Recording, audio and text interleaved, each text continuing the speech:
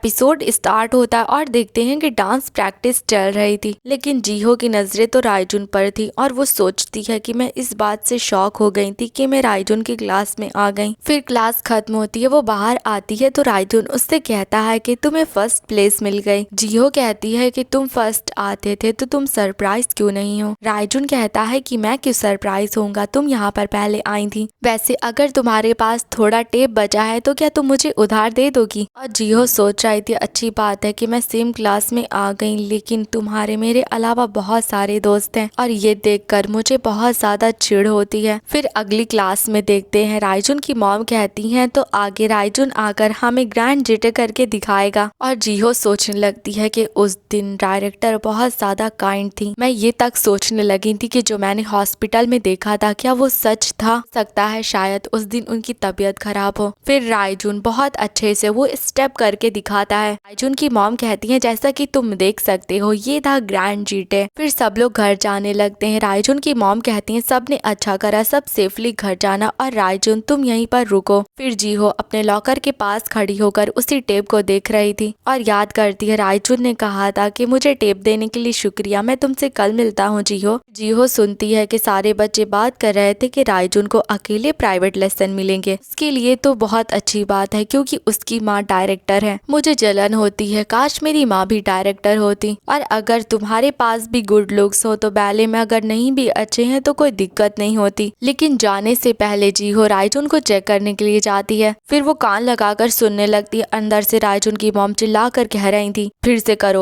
करो, तुम ये स्टेप बार बार गलत क्यों कर रहे हो। तभी टीचर आकर कहती है कि जीहो तुम वहाँ पर क्या कर रही हो, बस आ गई है। फिर वो जाते हुए सोचने लगती है उस दिन ये मेरी इमेजिनेशन नहीं थी, वो बहुत डरावनी है। मेरी माँ ने कभी मुझसे पहले ऐसे बात नहीं करी। वो एक डायरेक्टर या फिर एक बैलेरिना होने के नाते एक ही जैसी हैं, लेकिन जब बात मॉम बनने की आती है तो वो अलग हो जाती हैं। क्या सच में रायजुन को अब तक के ये सब कुछ सहना पड़ा। फिर अगले दिन देखते हैं रायजुन प्रैक्टिस कर रहा था। जीहो सोच रही थी कि वो फिर से जल्दी आ गया। उसके पैरों में तो बहुत जख्म है, उसके पैरों को मैं खुद से कंपेयर भी नहीं कर सकती। तभी रायजुन गिर जाता और जीहो सोचने लगती है अब मुझे क्या करना चाहिए, क्या मुझे कुछ कहना चाहिए, क्या मुझे ये कहना चाहिए कि उसे खुद पर इतना जोर देने की जरूरत नहीं। लेकिन तभी वो देखती है कि रायजुन मुस्कुरा रहा था, यानी कि उसने गिव अप नहीं करा था। और जीहो सोचती है क्या वो इसलिए मुस्कुरा रहा है क्योंकि उसे मजबूर नहीं करा गया। तभी उसके पीछे रायजुन की मॉम आ जाती है और कहती है तुम तो यहाँ काफी जल्दी आ गई, हालांकि तुम्हें रायजुन की प्रैक्टिस में दखल नहीं देना चाहिए। फिर नेक्स्ट सीन देखते हैं। जीहो बताती है कि मैं 13 साल की थी जब मैं अपनी प्यूबर्टी में आ गई, लेकिन रायजुन वैसा का वैसा ही था और वैसे ही बर्ताव करता था। फिर रायजुन जीहो से कहता है देखना इस बार मैं फर्स्ट प्लेस ले लूंगा। वो सोचती है सीरियसली तुमसे कंपटीशन भी कौन करना चाहता है। वैसे ये बताओ तुम यहाँ पर क्या कर रहे हो, क्या प्रैक्टिस करने नहीं चलोगे। रायजुन कहता है कुछ नहीं, मैं बस ब्रेक ले रहा हूँ। तुम इस तरह का चेहरा क्यों बना रही हो, मैं ब्रेक लेकर कोई मजे नहीं कर रहा। जीहो कहती है कि मैंने तो कुछ कहा भी नहीं। और वो सोचती है झूठा कहेगा, इतनी देर से ये पता नहीं मिरर में खुद को क्यों देख रहा था, कौन जाने कि आखिर इसके दिमाग में क्या चल रहा है। रायजुन कहता है वैसे फिर से टीचर को आज बदल दिया गया है क्योंकि पहली वाली टीचर बहुत बिजी है। और जीहो सोचने लगती है कि मुझे वो नया टीचर बिल्कुल भी पसंद नहीं। फिर नेक्स्ट सीन देखते हैं। वो फिर से प्रैक्टिस कर रही थी और सोच रही थी मैंने तो अपने कंधे ऊंचे करे भी नहीं, ये फिर से मुझे इस तरह से छू रहा है। क्या मैं ही इकलौती हूँ जिसे इस तरह से अनकंफर्टेबल फील हो रहा है। मुझे ये टच बिल्कुल भी अच्छा नहीं लग रहा, मुझे इस तरह से छूना बंद करो। अभी अचानक से उस टीचर के मुंह पर आकर कुछ जोर का पड़ता है। सीधे टीचर के ऊपर एक बॉटल खींच कर मारी थी। उस टीचर को बहुत दर्द होने लगता और ये बॉटल किसी और ने नहीं बल्कि रायजुन ने मारी थी। और वो गुस्से से टीचर को गाली देने लगता है। फिर जीहो सोचने लगती है अचानक से वहाँ पर माहौल बदल गया। रायजुन जाकर टीचर पे चढ़ गया और उनको जब तक मारता रहा जब तक कि उसके हाथों पर खून नहीं भर गया। और उस वक्त सारे बच्चे बहुत चिल्ला रहे थे। मेरी नजर में रायजुन का वो बर्ताव उसके गुस्से को बाहर निकालना ज्यादा लग रहा था। फिर नेक्स्ट सीन देखते हैं। जीहो बाहर खड़ी हुई थी, तभी रायजुन आकर कहता है क्या हुआ, तुम अभी तक यहाँ पर क्यों खड़ी हो। जीहो कहती है प्रिंसिपल ने क्या कहा, क्या तुम मुसीबत में फंसने वाले हो।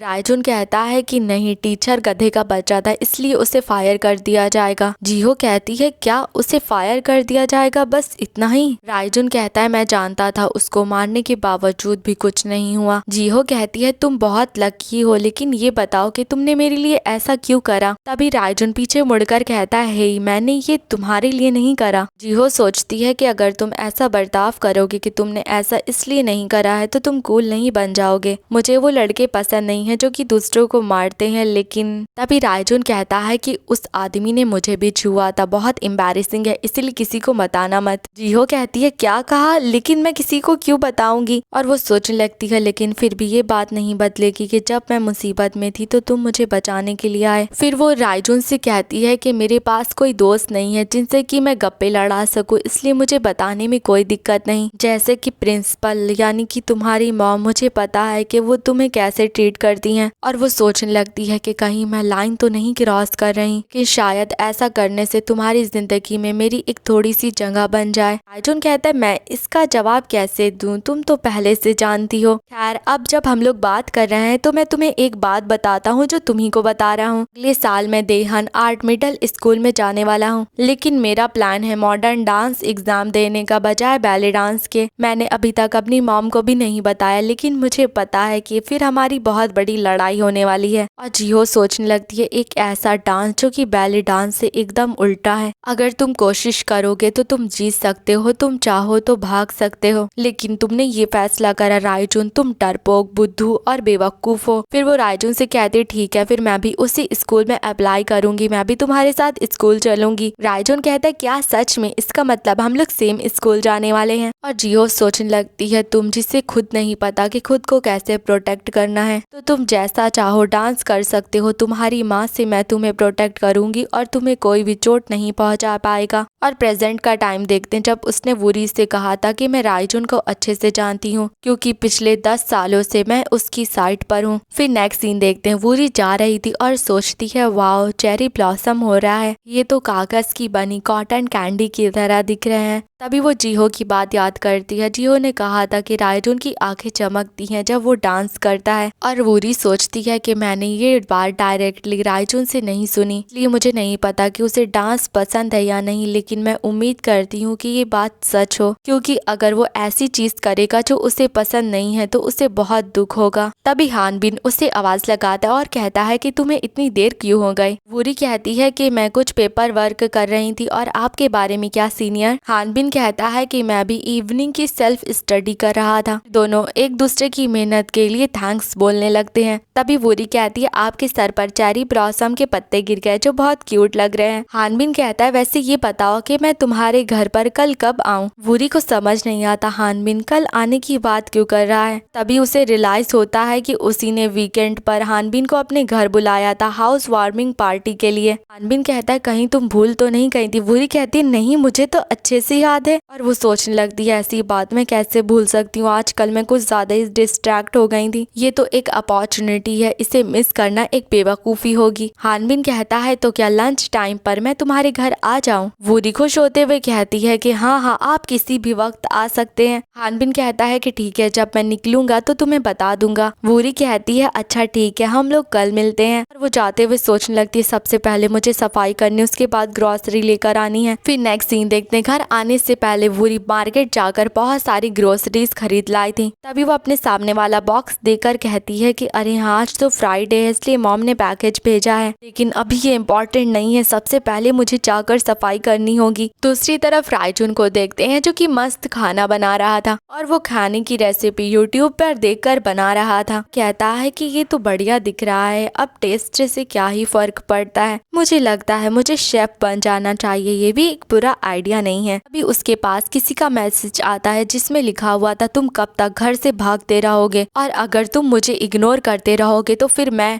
और ये मैसेज देखता हुआ रायजुन खाना खाने लगता है, लेकिन खाने का टेस्ट इतना बुरा था कि वो तुरंत उगल देता है। फिर वो याद करता है वो डॉक्टर के पास गया था तो उन्होंने कहा था शायद से तुम्हारा ही प्लास्टर अगले हफ्ते निकल जाएगा, तुम यंग हो इसलिए जल्दी रिकवर हो रहे हो, लेकिन फिर भी तुम्हें रिहैबिलिटेशन की जरूरत है, इसलिए केयरफुल रहना। प्रेजेंट में रायजुन रायजुन सोचता है क्या मुझे स्कूल को बता देना चाहिए कि मैं ह्यूमैनिटीज डिपार्टमेंट में ट्रांसफर होना चाहता हूँ, लेकिन मुझे नहीं लगता कि वो इसकी इजाजत देने वाले हैं। लेकिन इससे एक बात पता चल जाएगी कि मैं पूरी तरह से अपने मॉम के कंट्रोल में नहीं हूँ। मैं बस इतना चाहता हूँ कि वो टीचर मेरी साइड पर रहे, लेकिन उस वक्त वो मुझे ऐसे देख रही थी जैसा कि मैं कोई बेवकूफ हूँ। फिर अगले दिन देखते हैं वो वूरी के घर के बाहर खड़ा हुआ था, सोचता है मैं बस चेक करने के लिए आया हूँ टीचर अपना रोल निभाएगी या नहीं। रुको, क्या टीचर घर पर होगी? अगर नहीं होगी तो फिर कहाँ होगी? तभी वूरी की आवाज आती है कि रुको, मैं आ रही हूँ। वो दरवाजा खोलकर बाहर आती है, उसे लगता है कि वहाँ पर हानबिन आया है, लेकिन वो देखकर हैरान होती है वहाँ पर हानबिन नहीं बल्कि रायजुन था। फिर थोड़ी देर पहले देखते हैं हानबिन ने उसे मैसेज करा था कि वो निकल चुका है। वूरी ने लंच तैयार कर लिया था और पूरे घर की सफाई भी कर ली थी। वो सोचती है पूरी सफाई हो गई है, अब थोड़ी देर लेट कर मैं आराम कर लेती हूँ। अब जब मैं इस बारे में सोच रही हूँ तो इस पूरे वक्त हम लोग घर में अकेले रहेंगे। फिर वो इमेजिन करने लगती है कि वो हानबिन के साथ कैसे रहेगी। फिर वो अपने माथे पर कसकर मारती है और कहती है उम्मीदें ज्यादा मत बढ़ाओ, क्योंकि जितने उम्मीदें बढ़ती हैं उतनी ज्यादा डिसअपॉइंटमेंट होती है। सीरियसली आखिरकार मैं किस डिल्यूजन में फंस गई। तभी दरवाजे पर नॉक होता है और उसे लगता है वहाँ पर हानबिन आया है। पूरी सोचती है हालांकि अपनी इमेजिनेशन को कंट्रोल करना मुश्किल है। फिर वो दरवाजा खोलती है और हानबिन कहता है यहाँ पे आने में कुछ मिनट लगते हैं तो तुमने फौरन दरवाजा कैसे खोल दिया? वूरी कहती है मैं तुमसे यही बात पूछना चाहती हूँ कि तुम यहाँ पर क्या कर रहे हो? तभी रायजुन उसे एक पेपर दिखाता है। वूरी कहती है ये तो क्वेश्चनायर है, तुम इसे स्कूल में भी तो सबमिट कर सकते हो। रायजुन कहता है कि मेरे दरवाजे में फंसा हुआ था इसलिए मुझे लगा कि ये कुछ अर्जेंट होगा। वूरी सोचती है कि इस वक्त बहस करने का वक्त नहीं, पता नहीं सीनियर कब आ जाएंगे। अभी उसके पास हानबिन का मैसेज आता है जिसमें लिखा हुआ था मैं पहुंच गया हूँ, ऊपर आ रहा हूँ। तभी वूरी रायजुन को अंदर खींच लेती है और सोचने लगती है अगर इस वक्त रायजुन यहाँ से गया तो दोनों लोग जरूर टकरा जाएंगे। तभी दरवाजे की बेल बजने लगती है। उसके बाद नेक्स्ट सीन देखते हैं हानबिन अंदर बैठा हुआ था और कहता है ये बताओ तुम्हारे इतना पसीना क्यों निकल रहा है, क्या तुम बीमार हो? वूरी कहती है अरे ऐसा कुछ भी नहीं है, बस बहुत गर्मी हो रही है। वो सोचती है कि मुझे सीनियर को कमरा दिखाने में शर्म आती इसलिए मैंने कमरे को साफ नहीं करा। देखते हैं कि उसने रायजुन को कमरे में फेंक दिया था और वो कहती है कि यहीं पर रहना, बिल्कुल भी आवाज मत करना। समझ नहीं आ रहा खाना मेरे मुंह में जा रहा है या फिर मेरी नाक में जा रहा है। वैसे मैं सोच रही हूँ क्या सीनियर को बताना ठीक रहेगा कि रायजुन ऊपर वाले फ्लोर पर रहता है। हालांकि रायजुन अभी इत्तेफाक से आ गया था, लेकिन अगर मैंने उसके बारे में बता दिया और कुछ गड़बड़ हो गई तो मैं क्या करूंगी। और रायजुन अंदर लेटा सोच रहा था यार मुझे जल्दी से यहाँ से बाहर निकलना है, मुझे बिल्कुल भी दिलचस्पी नहीं है कि वो लोग क्या कर रहे हैं, लेकिन मुझे इस बात से बुरा लग रहा है कि मैं अनजाने में उनके बीच दखल दे रहा हूँ। और मैं ये भी सोच रहा हूँ इस तरह के कपड़े क्यों पहनी हुई थी, मुझे तो ऐसा लगा कि वो किसी फेस्टिवल में जा रही है। यहाँ तक कि वो पूरी तरह से तैयार थी और उसने परफ्यूम भी लगाया था। जो सोच रहा था मैं यहाँ से कैसे बाहर निकलूं और वूरी सोच रही थी मैं उसे यहाँ से कैसे बाहर निकालूं। अरे हाँ, सीनियर बाथरूम का इस्तेमाल तो करेंगे ना, उतने वक्त में मैं रायजुन को यहाँ से बाहर निकाल दूंगी। तभी हानबिन कहता है क्या गर्मी की वजह से तुम्हें भूख नहीं लग रही, क्योंकि मैं ये सब कुछ अकेला नहीं खा सकता। वूरी कहती है अरे नहीं नहीं मैं खा रही हूँ। हानबिन कहता है कि तुम तो मेरी सोच से भी ज्यादा बेहतर रह रही हो। वैसे ये तुम्हारा पहली बार है ना कि तुम अकेली रह रही हो, तुम्हारे पेरेंट्स ने कॉलेज के डॉर्म्स में भी रहने की इजाजत नहीं दी थी। वूरी सोचती है सीनियर लेकिन आपको ये सब कुछ कैसे याद है? हानबिन कहता है और हाँ मुझे याद है कि तुम सुबह के वक्त कैसे लाश बनी रहती थी, क्योंकि जब हमें 5 घंटों के राउंड ट्रिप पर भेजा जाता था। वूरी कहती है प्लीज उस याद को भूल जाइए। हानबिन कहता है अब तुम टीचर हो इसलिए तुम्हें इंडिपेंडेंट होने की इजाजत मिलनी चाहिए। वैसे तुम्हारे पेरेंट्स इससे तो बहुत ज्यादा खुश होंगे ना? वूरी कहती है सही कहा, वो हर सुबह मुझे मैसेज करके कहते हैं हमें तुम पर गर्व है हमारी बेटी। हानबिन कहता है कि मुझे भी तुम पर बहुत गर्व है, लेकिन तुम्हारे पेरेंट्स ज्यादा खुश होंगे। वूरी कहती है कि आपको मुझ पर गर्व क्यों हो रहा है? अगर दूसरे लोग ये बात सुनेंगे तो उनको लगेगा कि आप मुझे पाल रहे हैं। हानबिन कहता है कि ऑलमोस्ट तो वैसे ही बात है, तुम इस बात से मना क्यों कर रही हो? लोग बिल्कुल सही कहते हैं, बच्चों को पालना एकदम यूजलेस होता है।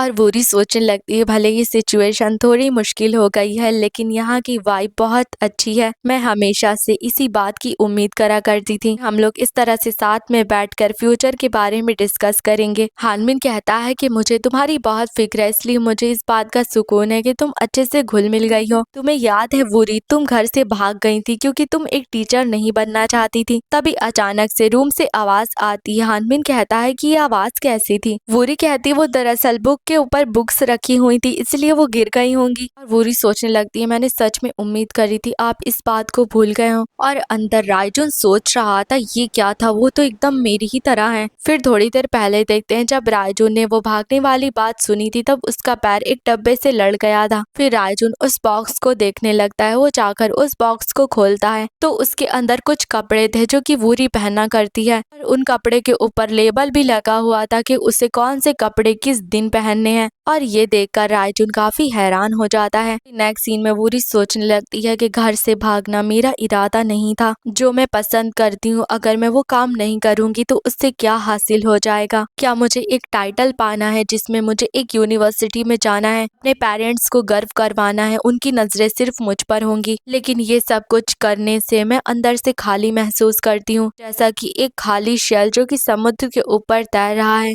ऐसे वक्त में मेरी बॉयफ्रेंड की बातों ने मुझे ट्रिगर कर दिया। मेरे पेरेंट्स ऐसी बेटी की उम्मीद कर रहे थे जो बहुत मेहनती हो और कभी छुट्टी ना करे। और अचानक से खुद को अकेला महसूस करते हुए मैंने उस घर को छोड़ दिया। और ऐसा इसीलिए पॉसिबल हो सका क्योंकि मेरे पास जाने के लिए कोई जगह थी। लेकिन अगर मेरे पेरेंट्स मेरी बात सुनते तो मैं कभी घर को ना छोड़ती। मैं कुछ दिनों तक अपने बॉयफ्रेंड के घर पर रुकी और मेरा फोन स्विच ऑफ था। लेकिन इत्तेफाक से वहाँ पर सीनियर आ गए और उन्हें पता चल गया। और उनकी नजरों में उस वक्त मैं कितनी ज्यादा इमेच्योर लग रही थी। उस वक्त मेरे अंदर से यही आवाज आ रही थी कि ये जमीन मुझे निगल ले। फिर जब हानबिन को ये सब कुछ पता चला था तो वो वूरी से बाहर रुकने के लिए कहता है और उसके बॉयफ्रेंड से खुद बात करता है। फिर थोड़ी देर बाद वो उसके सामान को लेकर बाहर आ जाता है। फिर वो लोग एक जगह बैठे हुए थे और हानबिन कहता है ये एक बहुत बेकार फैसला था और जैसे ही वक्त बीतता जाएगा तुम्हें घर वापस जाने से डर लगेगा और अगर तुम इस तरह से अपनी फीलिंग्स को जाहिर करोगी तो तुम्हारी सिचुएशन नहीं बदलेगी, इसलिए मैं तुम्हें घर वापस ले चलता हूँ। और वूरी सोचने लगती है मुझे एक बात समझ आ गई थी, मेरे काइंड सीनियर ने मुझे बेकार नहीं समझा बल्कि इसके अलावा उन्होंने मुझ पर ध्यान दिया एक छोटी बहन की तरह। शायद ऐसा इसलिए क्योंकि वो एक लौते बच्चे थे, लेकिन उस दिन के बाद से भी वो आज भी मेरे ऊपर ध्यान देते हैं। मैं ये बात इसलिए सोच रही हूँ क्योंकि बहुत सारे लोग एक कान से बात को सुनकर दूसरे कान से उड़ा देते हैं। उन्हीं ने मुझे रिकमेंड करा था स्कूल में, जिस वजह से मुझे टेम्पररी पोजीशन मिल गई। फिर भी वो मुझे चेक करते रहते हैं क्या मैं स्कूल में एडजस्ट हो पा रही हूँ। इस वजह से खुद को डिल्यूजन में डालना एक बहुत बड़ी गलतफहमी होगी और खुद को डिसअपॉइंट करने के लिए मैं खुद को एक्साइटेड नहीं करूंगी। एक मिनट रुक जाओ, मेरी जो अभी की सिचुएशन है वो बहुत ज्यादा शर्मनाक है क्योंकि जब भी मैं अपनी पूरी मेहनत करती हूँ तो चीजें खराब हो जाती हैं। और अंदर रायचून बैठा सोच रहा था परफेक्ट, तो तुम उसे एक वुमेन की तरह नहीं देखते। फिर वो कपड़ों की तरफ देखकर सोचता है लेकिन मुझे समझ नहीं आ रहा क्यों हानबिन इतनी देर से बोल रहा था लेकिन वूरी तो खोई हुई थी। तभी उसे हानबिन की आवाज आती है जो कहता है कि रायचून की बात पर ध्यान मत देना। वूरी सोचती है ये क्या था, ये रायचून की बात कब करने लगे। हानबिन कहता है कि बहुत सारे टीचर्स को उस जैसे बच्चे को संभालना मुश्किल लगता है, इसलिए खुद पर ज्यादा जोर मत डालना। ये ऐसी चीज नहीं है कि जो तुम खुद हैंडल कर सकती हो। बड़े टीचर्स इसे संभाल नहीं पाए इसलिए उन्होंने अपने जूनियर को इसे दे दिया। और वूरी सोचती है क्या ऐसा इसलिए नहीं था क्योंकि वो स्पेशल केस था। हानबिन कहता है कि मुझे सच में लगा था थर्ड ईयर में आते आते वो ठीक हो जाएगा, लेकिन उसने खुद के चोट लगा ली, क्लास को स्किप करा और परेशानी खड़ी कर ली। और वूरी सोचती है उसको चोट तो अपनी गर्लफ्रेंड को बचाते हुए लगी थी, वो क्लास को इसलिए स्किप कर रहा था क्योंकि वो फैमिली मैटर था। इतनी अजीब बात है, ये रायचून तो उस रायचून से बिल्कुल अलग है जिसे मैं जानती हूँ। तभी वो हानबिन से कहती है जरा एक मिनट रुक जाइए, मैं समझ रही हूँ आपको किस बात की फिक्र है, लेकिन मुझे समझ नहीं आ रहा कि आप बार बार रायचून की बात क्यों कर रहे हैं। हानबिन कहता है वूरी तुम्हें पहले से ये बात पता है ना कि मैं उसकी बात क्यों कर रहा हूँ, क्या तुम्हें सच में ये बात नहीं पता है। फिर थोड़ी देर बाद देखते हानबिन जा चुका था और रायचून कहता है कि तुम लोगों ने तो बहुत बात कर ली। वूरी तो हानबिन की बात याद कर रही थी, उसने बताया था कि रायचून की फैमिली ने स्कूल फाउंडेशन में बहुत ज्यादा डोनेट करा है और उसी की वजह से आर्ट कम्युनिटी की वो बिल्डिंग बन पाई है। इसका मतलब ये है कि स्कूल के लेवल से उनके बेटे का लेवल ज्यादा ऊंचा है, तो आखिरकार उससे भिड़ने की हिम्मत कौन ही कर सकता है। वो एक ऐसा इंसान है जिसने अपनी जिंदगी ऐसे जी है जैसे कि वो जीना चाहता है। तुम जानती हो ना कि उस जैसे लोग कैसे होते हैं। और वूरी सोचने लगती है, मुझे डर है कि मैं फिर से भावनाओं में बहकर कुछ गलती ना कर दूं। और उस समय मैं बस एक 20 साल की लड़की थी और उस वक्त के हिसाब से अब मुझे काफी एक्सपीरियंस मिल गया है। क्या अब तक वो मुझ पर शक कर रहे थे कि मैं कुछ कर नहीं पाऊंगी। फिर वो रायजुन से कहती है, माफ करना कि मेरी वजह से तुम्हें ये सब कुछ सुनना पड़ा। और रायजुन सोचता है कि इस तरह के इल्जाम मेरे लिए बिल्कुल नए हैं। वो हानबिन का बच्चा, मैं शुरुआत से उसे पसंद नहीं करता था, वो एक नंबर का गधा है। फिर वो वूरी से उस बॉक्स के बारे में बात करने जा रहा था जो कि अंदर रखा था, लेकिन उससे पहले ही वूरी कह देती है कि मुझे उम्मीद है कि तुम ये बात जानते होगे कि जिस तरह से टीचर हानबिन सोचते हैं मैं वैसा नहीं सोचती।